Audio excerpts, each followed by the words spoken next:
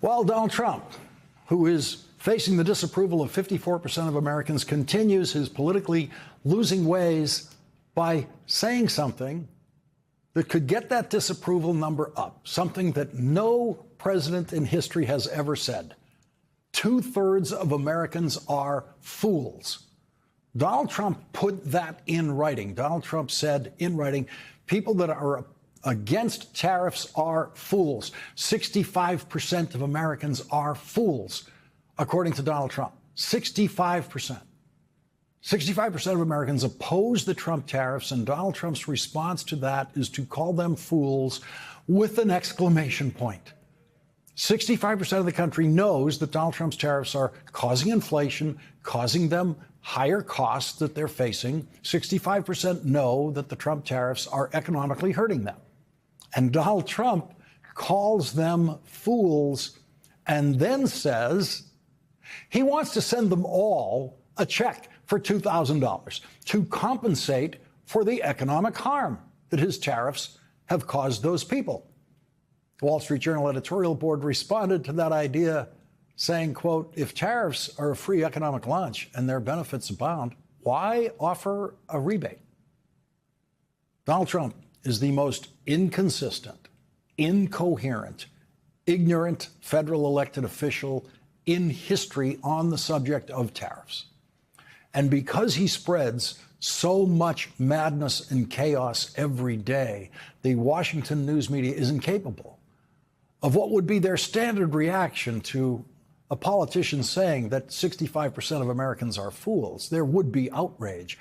Imagine, once again, if Joe Biden or Kamala Harris or Barack Obama or Hillary Clinton had ever said 65% of Americans are fools. Imagine the number of articles that would pour forth out of the Washington news media about how elitist and out of touch that Democrat is for saying 65% of the American people are fools.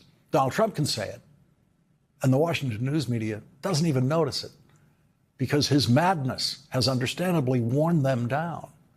They have lowered their standards for Donald Trump.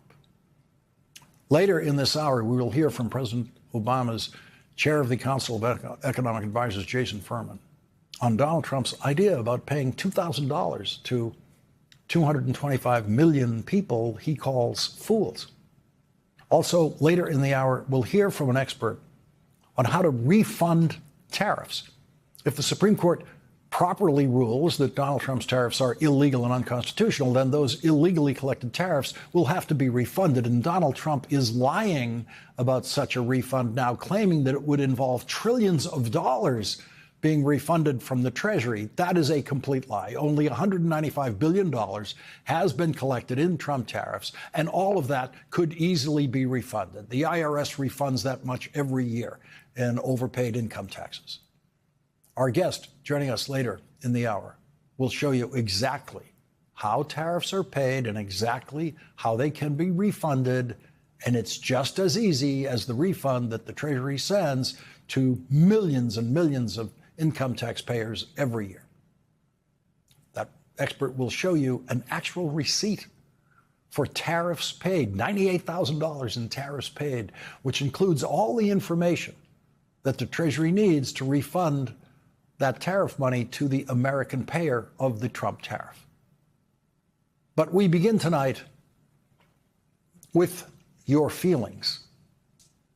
There was much disappointment about the way the end of the shutdown was brokered in the United States Senate by 5 Democratic senators who appeared to change their position at the end of 7 weeks of shutdown.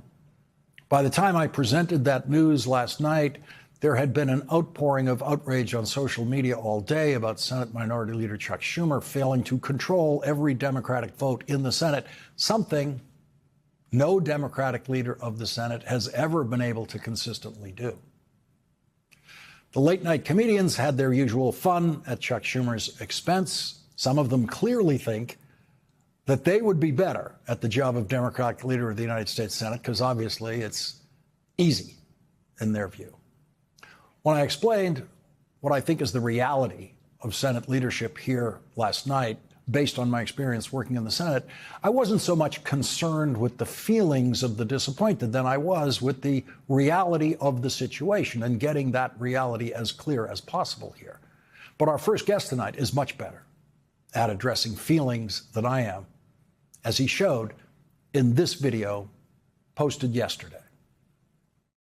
I know that a lot of people are feeling some pretty strong feelings today, feelings of frustration, even betrayal. I have somewhat the advantage of, from being in the Senate, being a couple of days ahead of everybody, seeing that this was going to happen. So I've had a bit more time to process it than people who discovered it yesterday. And while I think everybody is entitled to their feelings on this, and I don't want to derogate those in any way, we need to remember the battle that we're in.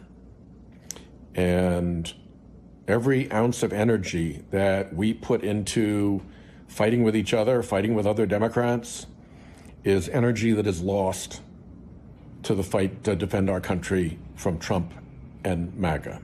Whatever your feelings are, I validate them. Great, feel that way. But we've got a battle on our hands, and it's a battle whose real game day is November a year from now, when we have the chance to throw Speaker Johnson out of the Speaker's office and put the Senate under Democratic control and put real obstacles in the way of Trump's corruption and misconduct. Senator Sheldon Whitehouse is one of the people who one of our faithful viewers suggested on Twitter last night should be the new Senate Democratic leader. I'll ask Senator Whitehouse if he thinks Chuck Schumer should be replaced as leader and if he wants that job. It's worth noting that no Democratic member of the Senate has said their leader should be replaced. And we now have reporting indicating that the small group of Democratic senators who reached a compromise with Republicans started working on that compromise on the first night of the government shutdown 7 weeks ago.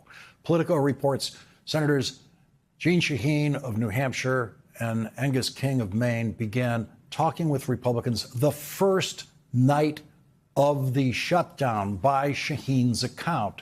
So, with a small group of Democrats working with Republicans from the first night of the shutdown, Chuck Schumer was able to convince those Democrats not to make a deal until after last week's election.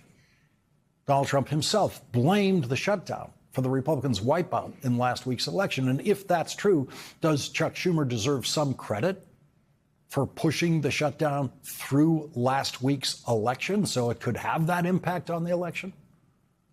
The final Democratic vote that sealed the deal came from Tim Kaine of Virginia, who was Hillary Clinton's vice presidential running mate. There appears to be a belief out there that the minority leader of the Senate can simply tell Tim Kaine what to do. Tim Kaine said that his number one issue in the shutdown was always protecting federal government workers.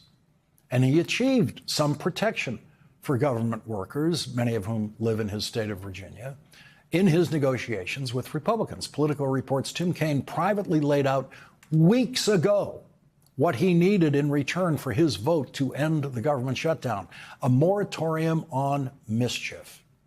He meant no more firing of federal workers. So there's the final vote that sealed the deal, that got them to 60, the final vote, sealed the deal, negotiating with Republicans for weeks, negotiating with Republicans weeks before last week's election. And through it all, Chuck Schumer tried to hold on to those Democrats. Minority Leader Chuck Schumer, who told members involved in the talks about 2 weeks ago he could not support the deal they were sketching out, continued privately urging them to hold out even as they moved to concede this week. Every Democratic senator had exactly the same chance to talk Tim Kaine out of it, every single one of them. Every Democratic senator had a chance to try to change John Fetterman's mind. But John Fetterman and two other Democrats voted with the Republicans even before any compromise was struck. There were 3 Democrats siding with the Republicans basically from the start on this shutdown. And so the shift to a compromise was done by only 5 Democrats. And that then added up to a total of 8 Democrats who were willing to vote for the compromise that brought that total to the necessary 60 votes. The minority party has never won a major concession in a government shutdown. It's never happened. That's one of the facts that moved those 5 senators toward compromise. Most of the people with the most hurt feelings about this seem to believe that they know for a fact what was going to happen next in the government shutdown. They have mistaken their guesses for facts. There are never answers for what happens next in a government shutdown, only guesses. And in the past, the reason shutdowns ended is that both sides were rational. Donald Trump is not rational. Donald Trump is not running for re-election. Donald Trump doesn't care about anything. Donald Trump doesn't care about starving people. Donald Trump doesn't care about health insurance premiums. Donald Trump doesn't care about government itself. That makes him a unique negotiating partner in American political history. He has no political future to care about, and he doesn't care about the future of his political party. The 5 Democrats who made the compromise made the guess that they were never going to get the big thing they were asking for, so they asked for and got something smaller. Only in the age of Trump, with a news media that lost perspective a long time ago, could this outcome be reported as a loss for the Democrats, meaning all Democrats, instead of a strategic choice by 5 Democrats who changed their position in exchange for 271 Republicans, including the president, changing their positions and agreeing to increased funding for supplemental nutrition assistance, for agreeing to protect government workers, to not allow Donald Trump to fire them, not allow any of the layoffs that Donald Trump has executed during the shutdown to hold. All of those people will be rehired because of what Tim Kaine negotiated. They will all get back pay. There was nothing unusual in what those 5 Democrats did. There is no reason to presume that they were trying to sabotage anyone.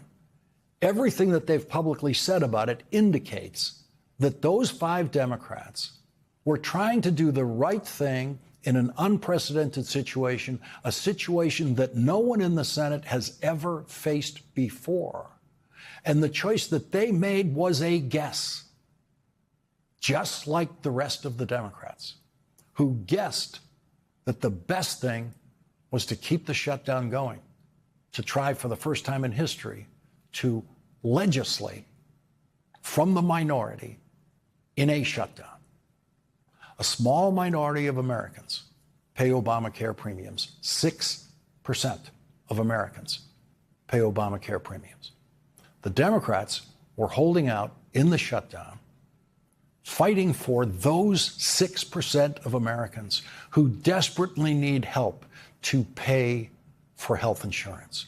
They are the kind of people that the Democratic Party and the Democratic Party alone cares about and has cared about since Franklin Delano Roosevelt made concern about the people who need help from the government the soul of the Democratic Party in 1933. And it has been ever since. That small group of people, 6% of the country, was successfully leveraged by the Democrats during the shutdown to show Trump Republican cruelty, to vividly show it in a way that anyone could understand it. Without the attention of the shutdown, 94% of the country would have no idea that those premiums were going up. The shutdown made the Republican position hugely unpopular, and my guess is it didn't just pay off in the last election. My guess is it will pay off in the next election. But that is just a guess, like everything else in this situation. I've seen many legislative losses in Congress, and the smart losers never blame themselves. They don't really admit they lost because they don't admit that it's over. They just say that they're going to keep fighting. They treat it like the third inning of a 9-inning game, which is what it is. It is exactly what it is. We're in the third inning in a 9-inning game. The 6th inning is a year from now in November, and the 9th inning is the next presidential election. And you can start attacking people on your own team in the 3rd inning if you're that kind of player. Here's a guess, and it's just a guess. Maybe, with Thanksgiving flights canceled and the holiday ruined for millions more people than the 6% who pay Obamacare premiums, a large majority of the country might turn against the small group of Obamacare beneficiaries who they would then see as ruining their Thanksgiving for the majority if the shutdown had continued through the holidays. Now, that's just a guess. That's just a possible scenario. It's all it is. It's just a guess. I'm not suggesting it. It's not something I believe. I'm just coming up with it as an example.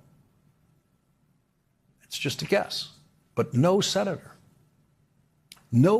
could tell you that that absolutely would not happen. Maybe it would. Maybe most of the 94% who don't pay Obamacare premiums would resent the disruption of their holidays. Or maybe they wouldn't. Maybe they would be generous about it. Maybe they would be thankful on Thanksgiving that they personally didn't have to pay higher Obamacare premiums and want to help those other people. Maybe they would want senators to keep fighting for that 6% of the country. Who knows? Your guess is as good as mine. Everyone's guess is as good as everyone else's guess. That's in the nature of guessing. So many of the people who were crushed by those 5 Democrats seem to think the future is a fact, not a guess. They seem to think that when they look into the future, when they see the Thanksgiving holidays and a government shutdown, they can see facts and not just guesses.